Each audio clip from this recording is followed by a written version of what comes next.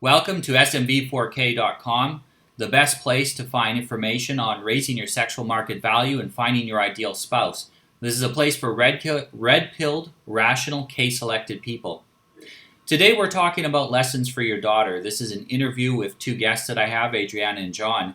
And we're going to talk about how they're able to, with their daughter, they're able to help her to deal with feminist propaganda and how to resist that, and what they teach their daughter about relationships and about her value as a woman and her femininity. And I'd like to welcome you, Adriana and John, to SMB4K. Could you tell us a little bit about yourselves? Sure. Thank you very much for having us. Yes, thank you. You want to start, Adriana? I think you should start. Okay. I'm Jonathan Prescott. I've been an engineer for over 20 years, and been interested in psychology and counseling for as long as that. My original major in college was theology and comparative religions, and so at one time I wanted to become a minister, but I decided that, well, engineering actually pays better.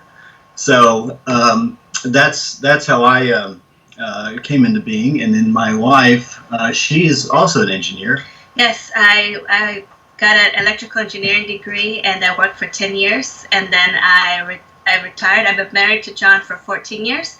I retired to homeschool our daughter. She's 9 years old now, and I homeschooled her since kindergarten. Now she's in upper elementary, about 4th, 5th grade, and I do the Montessori method at home. Well, that's excellent. It's interesting that how do you feel as a very well-educated, very intelligent woman? How does it feel for you to have left the corporate world or the work world and gone into being a full-time mother and full-time homemaker? How does that feel for you? It feels like it was the best decision I made in my whole life. I don't regret have gone to engineering school because that allowed me to choose my partner wisely. I was able to find my mate that way. But ever since we got married and we're thinking about having children, my mind is thinking, okay, then I'm ready to stay home and take care of my child. That was like a no-brainer for me. And so, but we couldn't do it in the beginning because we had some economic issues with the house market. And so it was a very difficult time because I didn't feel happy being at work, knowing that my child was even with my mother. I thought that's really my job. So right now, because I'm actually doing that job, I feel 100% fulfilled, and it's the best thing ever. And the nice thing is we were able to financially make that happen. Mm-hmm. And sometimes I hear people say, well, we need both incomes. Mm-hmm. And at one time in history, that wasn't the case. Mm-hmm. You could support a family with one income. Correct. And they could manage with one vehicle, remember those days? Well, I think it's very important that you mentioned that you had struggles in the beginning. So when I talk to people and I say, oh yeah, I'm in my situation, I work some hours, my wife works some hours, and so there's always someone to be with my son. And they'll say, wow, you're so fortunate that you have that situation, as if we, won a lottery or something and it just happened. Mm-hmm. Or something came down from the sky and dropped money on us. And it's important to understand that it is a struggle no matter what. If you have two incomes, you're going to still struggle. You're going to struggle with different things. Like you mentioned, that feeling of I'm not with my child when I want to be. If you have one income, it doesn't mean you're going to be drowning in money. You will have some struggle. But you're also going to have other rewards, and it is possible to do it. It's a matter of choices, deciding what sacrifice you're going to make. The thing that surprised us is the benefits that we don't think about. Exactly. Hey, she didn't have to buy all these clothes, the work clothes that are expensive.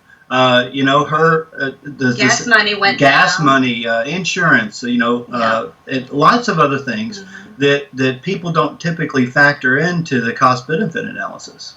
Well, and every time your child gets sick, you got to take some time off of work anyway Yes. to look after them. And so I know someone that they had 3 kids, and they said I was home half the time looking after sick kids because they'd cycle through. You know, one would be sick for a week, the next one would be sick for a week.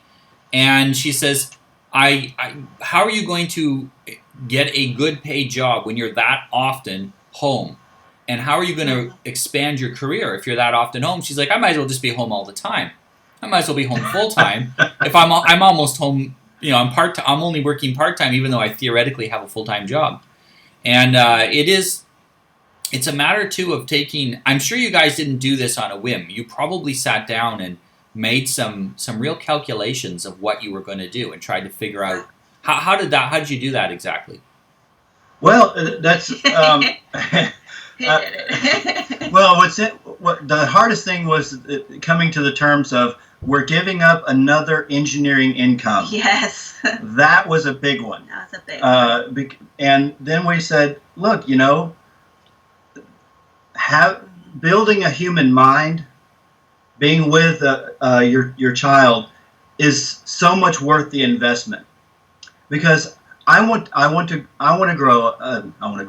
I want to get older and have my daughter grow up and think, my dad, I want to be with my dad.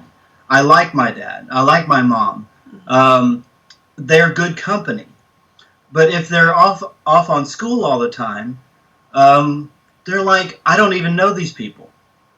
I know all my friends, but I don't know my parents. And that's really the wedge that that comes between the next generation. And that's the other reason why we chose peaceful parenting, is because we don't want to be jerks to our children. You know, we want to be able to,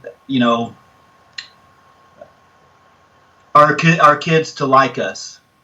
You know, it's a building of a relationship.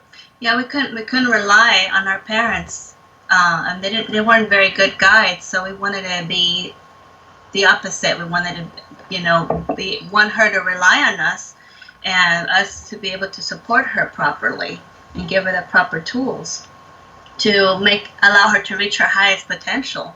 That's what we wanted, because we saw we didn't reach our highest potential. We were always wondering, what can we do so that she can. So that's what we're doing. I think this is interesting too. You mentioned that your parents weren't the ones that set the example. It's not like you're copying what your parents did.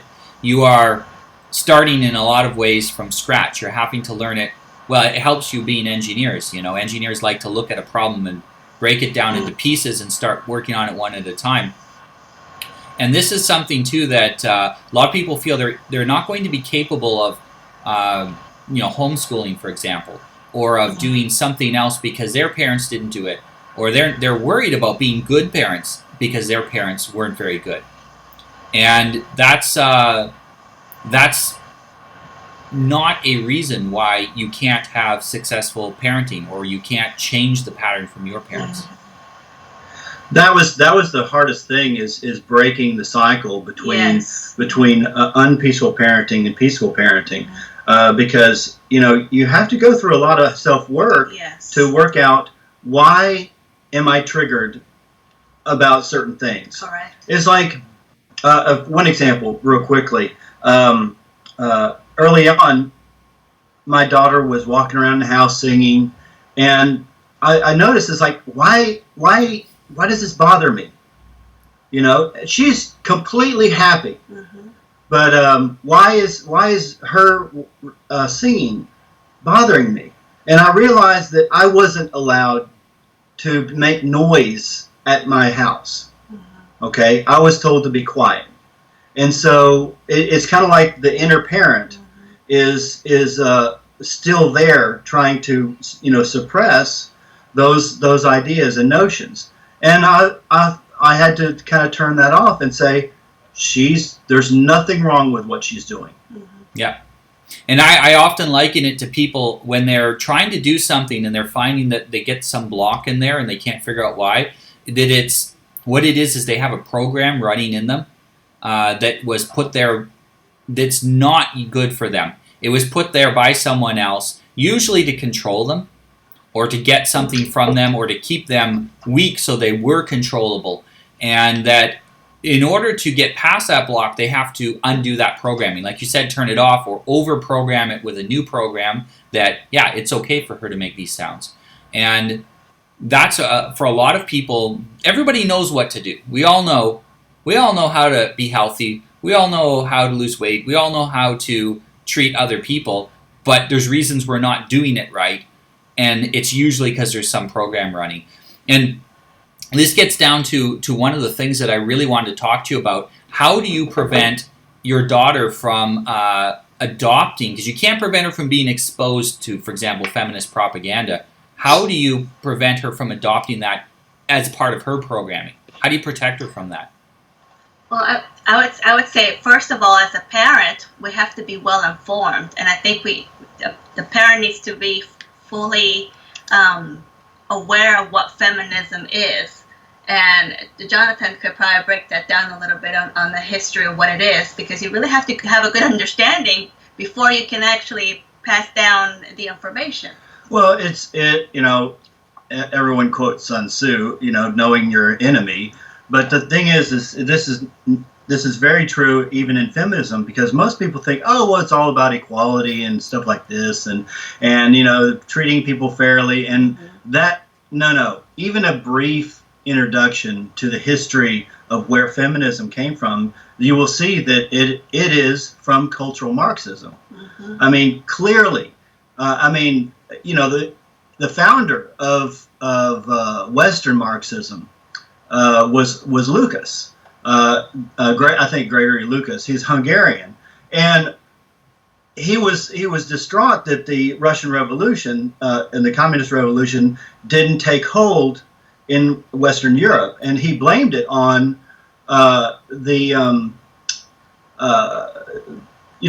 Western civilization.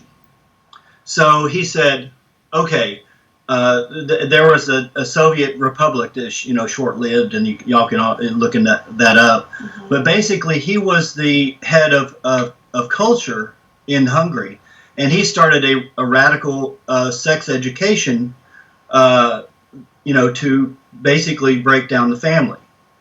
And so what's interesting with that is from that was built the Frankfurt School. Okay, and that's actually quite interesting as well, because the Frankfurt School transformed Marxism from an economic model to a cultural dogma, is what happened. And I like to say they weaponized it. They basically weaponized it.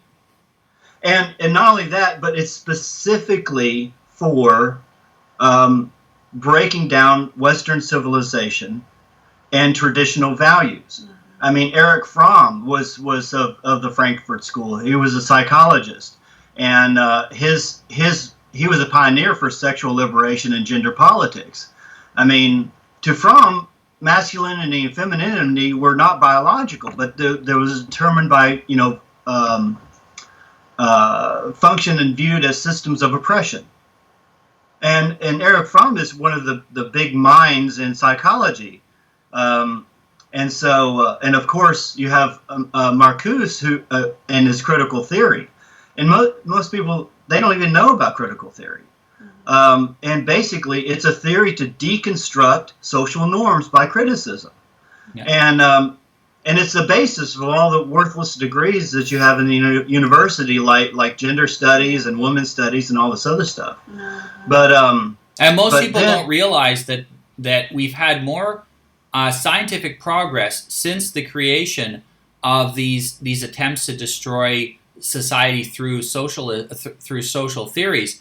We've had more collaborating evidence in science that there are differences between men and women than we had in the entire history of humanity up until that time. So despite their attempts to hide these facts, it's impossible for any study of human biology to not come up with the fact that men and women are extremely different. Well, they're sexual dimorphic. Yeah. Mm-hmm. And even on that, as far as equality, if you're trying to get ahead in life, you're just trying to do your best, mm-hmm. you, by that nature, are creating inequality. Exactly. You know, I mean, you have inequality if some people are tall, some people are short. It's ridiculous to think that everyone has to be equal. And in order to police equality, to make sure the amount of tyranny that would have to exist for that is something no one would ever want to really live in. But, and even that tyranny can't do it. That's why under communist systems you all end up dead, because it's the only way to be truly equal. Dead people are all equal. And that's the end game. You end up everybody dead, because there is no other way to make people equal. Well, the entire women's movement, even from the early stages of the suffragettes, they're all communists. They're a part of the socialist communist parties. And this is pure history. It's not a conspiracy. Yeah. But the thing is, it used to be very open. They talked about it openly, and they didn't stop talking openly that it was communism until roughly the period when the horrors of the Soviet Union started to become public knowledge. And then for a little while, they stopped talking about that they were open communists. And then now enough people have forgotten about the horrors of 30 years ago Russia. It wasn't that long ago that they were still Soviets, and people forget about what happened a generation or two ago, and now they're talking openly as if they're as being communists again. They're reassuming their position, which I think is good because it makes it easier to identify who they are. And to be clear again, the purpose of cultural Marxism is to break down traditional Western values. Yeah. Okay. And that's no more clear than in Marcuse's book Eros and Civilization. If anything is a treatise for our selected society, that's it. Because it appeals to Fromm's victim narrative for systematic oppression, and the only thing that's going to free that, according to Marcuse, is unlimited sexual freedom. And so there's our selected theory right there, and the destruction of Western values. And so to answer your question, how do we teach our daughter? Well, you have to start with Western values. That's how you begin. You teach about virtue. Exactly. You teach about how to see virtue, what virtue is. Where do you see virtue in other people? We teach our kids about, well, you look pretty today. Well, is that really a virtue? No, it isn't. You could say that hygiene is a virtue, but that's really not it. And it's like early on when my daughter was 4, we had a conversation about the difference between aesthetics and ethics. And that seems like, well, how would you relate these concepts to a 4-year-old? Well, basically, aesthetics is manners, right? You can be a good person, but you don't have to hold your fork right. Okay, you can be a bad person and have excellent manners, and if people see very good manners, but they're a bad person, that's a dangerous person, because at first you think they're a good person because they have excellent manners. And children immediately assume that. My son, when he was younger, he would say to me, I said, how can you tell a good person from a bad person by observing them? And he said, well, a good person is going to be cute and beautiful, and a bad person will be ugly. Now, there are some studies that tend to show that good behavior is good for your health, and therefore you tend to look better on average. But it's not a very good way for differentiating individuals who are good and bad. But it's the first thing without other input. It's the first thing they assume, and feminism has in the past been packaged in a way that's attractive. Yes. So, I mean, even the movie, the Wizard of Oz, you have the good witch be incredibly beautiful and sparkling, and she says only bad witches are ugly, right? yeah. I wish it was that easy. I know. Because men trying to find a decent spouse, what do they go for? Yep.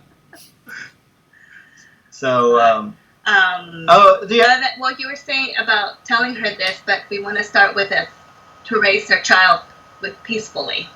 Of course. So that you have the proper communication, because, right? Yes, and never, ever, ever lie to your children. Now, that doesn't mean you have to reveal everything to them, because men are the protectors of the family. And that's also to protect the reveal of information. You're protecting their mind. And what I've told my daughter is, I'm my role as a protector of the family. This includes protecting her from information. And I may say to you, I told her, I can't tell you that right now. You're not ready for it. And you're going to have to trust me on this one. There will be a time when I will tell you everything, and we'll have really wonderful adult conversations. Mm-hmm. But right now, you're just going to have to trust me. Mm-hmm. But as far as lying, there's plenty of times when I have said, Annabelle, have I ever lied to you? No. Have I ever tried to deceive you? No. Then, am I lying to you now? What do you think the chances of that being true? And she goes, not. It's not true. It's you're telling me the truth. Mm-hmm. And it may be something as important as, Annabelle, you're a good person. I know what a good person is. Mm-hmm. And so she believes me, because I've never deceived her. Exactly. Mm-hmm. And so, but one of the most important things is homeschool your kids. Yes. If you really want to assure that they're not going to be indoctrinated, because the entire education system is imbued with cultural Marxism. Mm-hmm. And usually the people who are proponents of it, they don't think that they're cultural Marxists, mm-hmm. but they're espousing the same doctrines. Mm-hmm. They're useful idiots.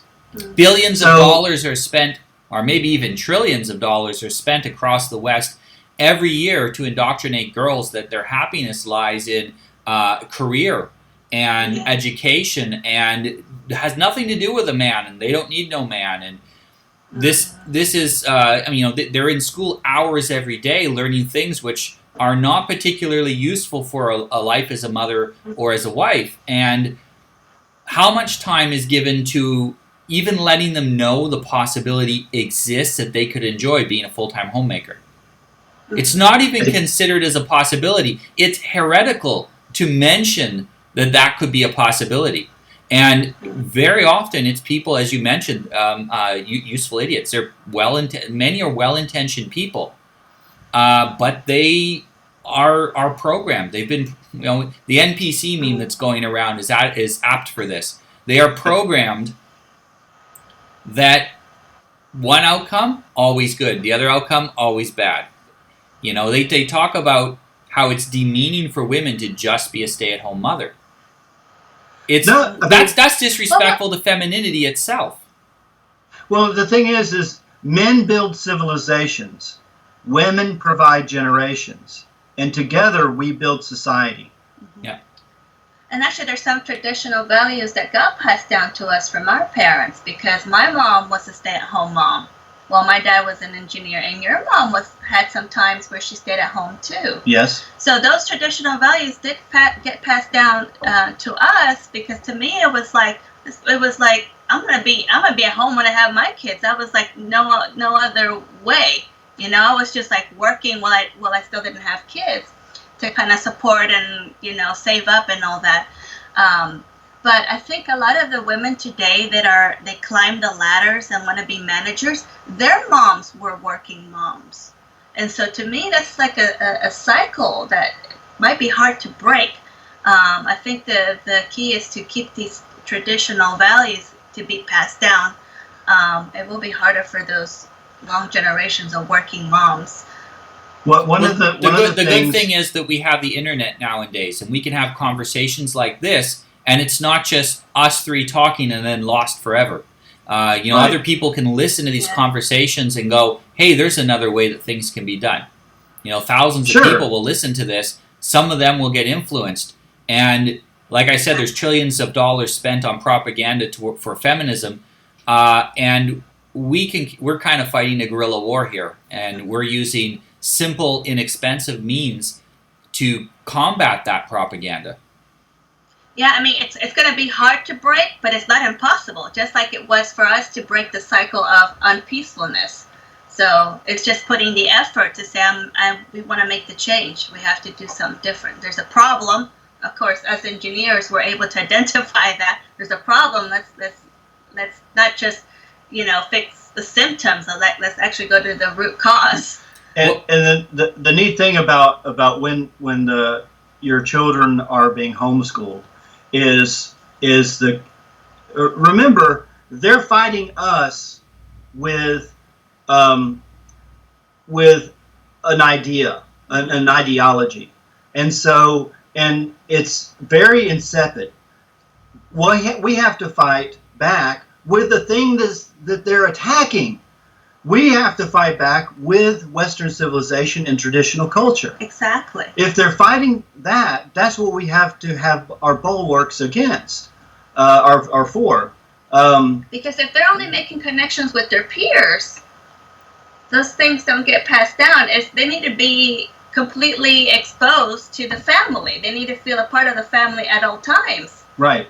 So that they have a good understanding. These are the actual values. This is what really is important. Here's the trap that we sometimes fall into, is we compartmentalize the left. And so, oh, well, they're feminists. So this is our little pet arguments against them.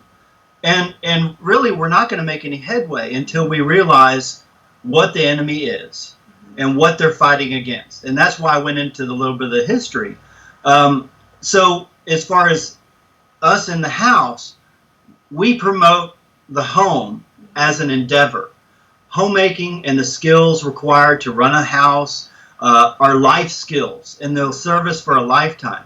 The family is a cohesive unit, and they work both as individuals and as contributors to a future direction, a mission, a valuable inheritance. These are the things that we promote. And if we promote that here, our daughter sees that, and that is imprinted.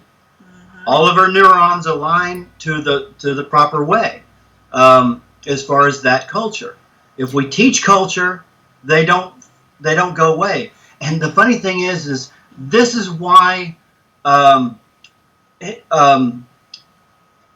they were so upset that the communist revolution didn't take hold in Western Europe, because the people had a bulwark of Western values, and it couldn't take hold.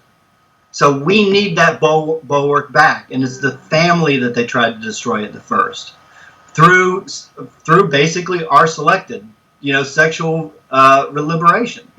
And so that's really, I think, as the crux of it. Teach Western values. Exactly.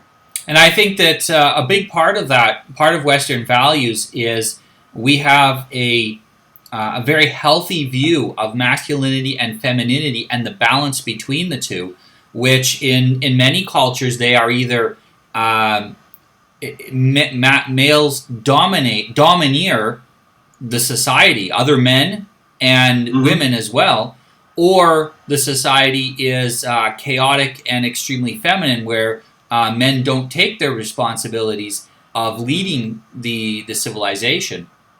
And along that lines, I'm curious what you teach your daughter about her femininity and how that relates to masculinity in the world.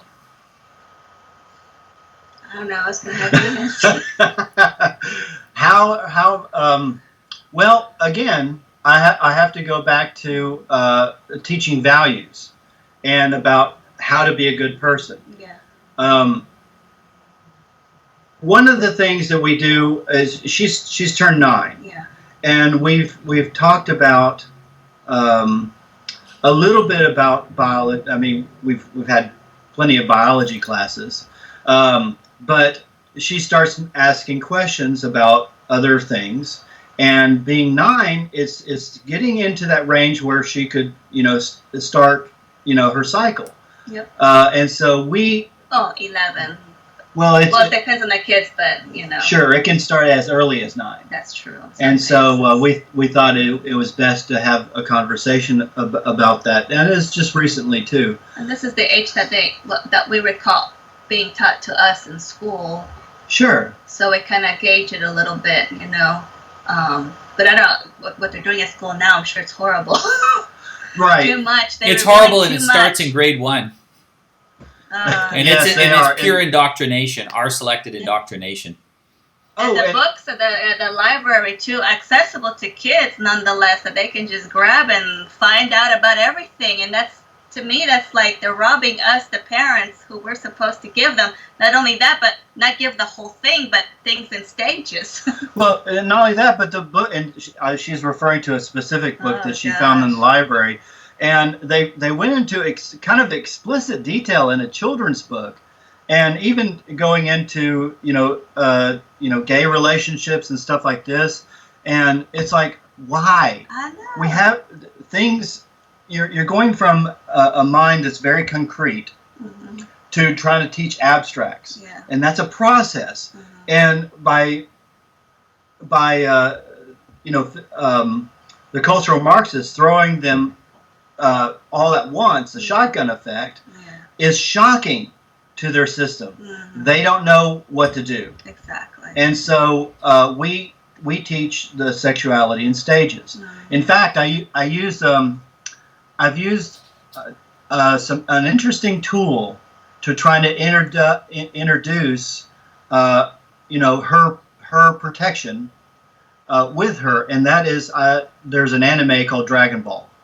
Okay, and it's from 30 years ago, and the characters, if you know it, you know it. But there's one of the masters is Master Roshi, and he's kind of a lech a little bit.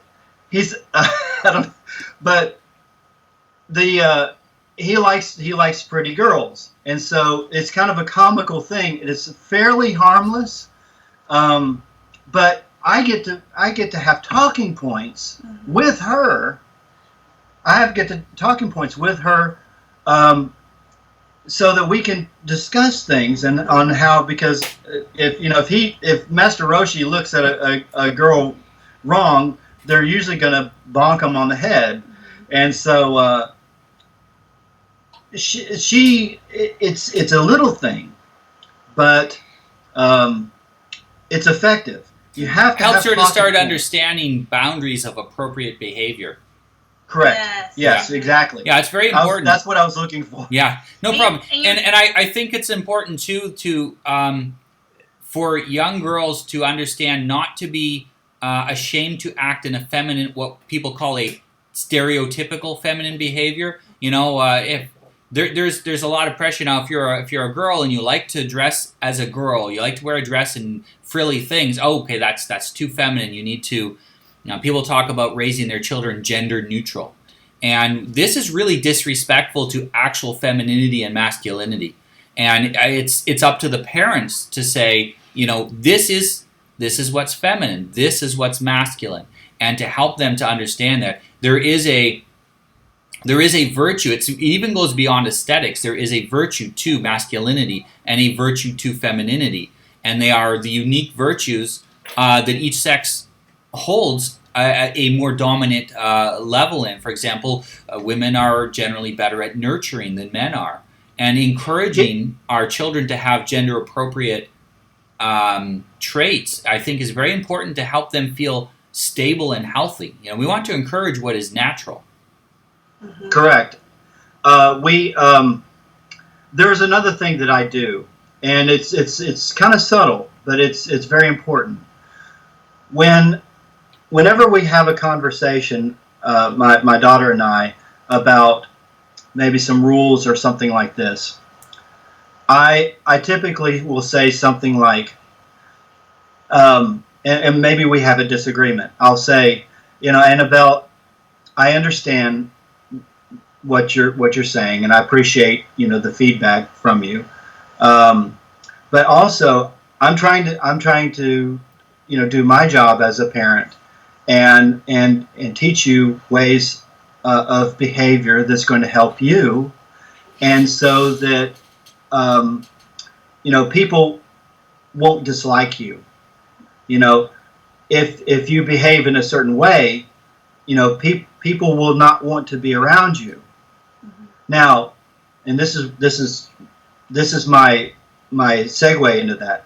I said, one day this will be your job as a mother, that you will face the same. You're going to have to come up with a way to present the information I'm presenting. And my question to you is, am I doing it okay? Am I telling you the right things to do? And so we have that conversation. The important thing is future of her as a mother. And that's the thing that I want her to know. That she actually, I don't say, you're going to be, a CEO, blah, blah, blah. Mm-hmm. Maybe she is. I don't know. Mm-hmm. But what I want her to envision in her head, and all of her mind is aligned with, is the fact that all of our species wants to reproduce. Mm-hmm. And that is our ultimate goal. And so I want to see her. I want her to see herself as a mother. And so and also, dealing with these issues, the same things we're issuing with. Mm-hmm. Because if I can identify with her, which I should identify with her to be a good parent, mm-hmm. she should also identify with us, with our struggles, trying to be good parents. Mm-hmm. So this is the dynamic, and I want her to actually make that connection. I think that's wonderful. And I really appreciate you coming on and sharing these tips and hints that you have with us in your stories. I think it's very important for parents. We live in a very atomized society, and parents don't talk enough about these serious issues with other parents. And not everyone, unfortunately, not everyone takes the effort to systematically look at how they're parenting, to ask their children these questions, to look at what they're doing, and to plan out a life where they can be really good at parenting. And I think that it's important to show examples like your family so that these type of information can get out more. I see it's also a good time for you guys to end up the conversation. So our dog just came in and said our dog needs to go outside. No problem. Well, this is excellent. We'll wrap up for today. Thank you very much, Adriana and John, for coming on the show. You're welcome. You're welcome. Thank you for having me. Thank you very much. It's been much. excellent. Thank you. Bye-bye. Bye. So you can come and join us here anytime at smv4k.com. Please subscribe to our channel. And the real magic happens if you get one-on-one coaching. That's with me. You can learn about how to improve your sexual market value, how to find your ideal spouse, and how to have the happiest life that you can have. Please, if this message was valuable to you, share it with others and support us using the links below. Thank you.